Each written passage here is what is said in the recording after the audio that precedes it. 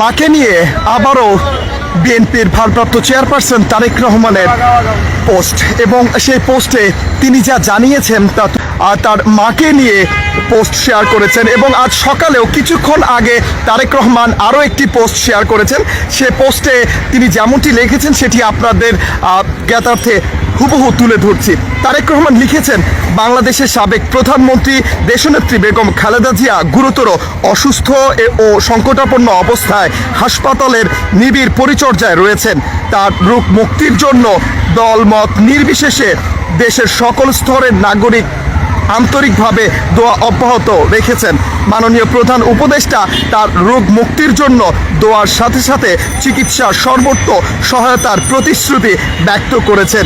দেশ বিদেশের চিকিৎসক দল বরাবরের মতো তাদের উচ্চমানের পেশাদারিত্ব ছাড়াও সর্বোচ্চ আন্তরিকতায় সেবা প্রদান অব্যাহত রেখেছেন।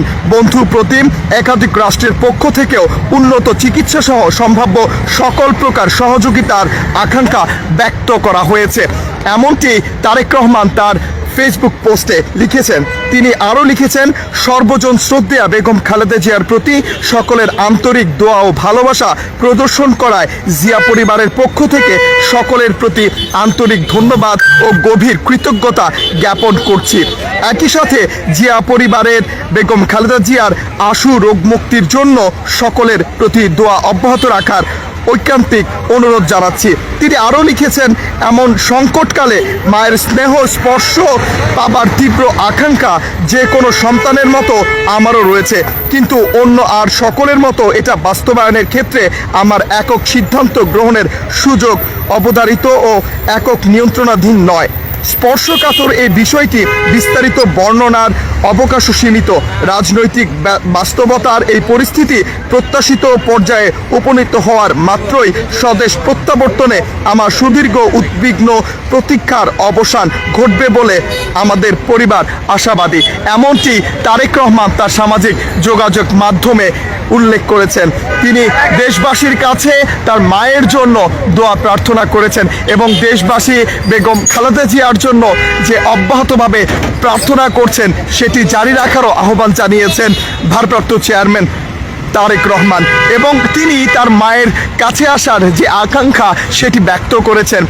বর্তমান বাস্তবতাও তিনি উল্লেখ করেছেন এবং সেখানে তিনি কিছু বিষয় উল্লেখ করেছেন যেটি সামাজিক যোগাযোগ মাধ্যমে বা অন্যান্যদের কাছে শেয়ার করার মতো নয়, সে বিষয়টিও তিনি উল্লেখ করেছেন।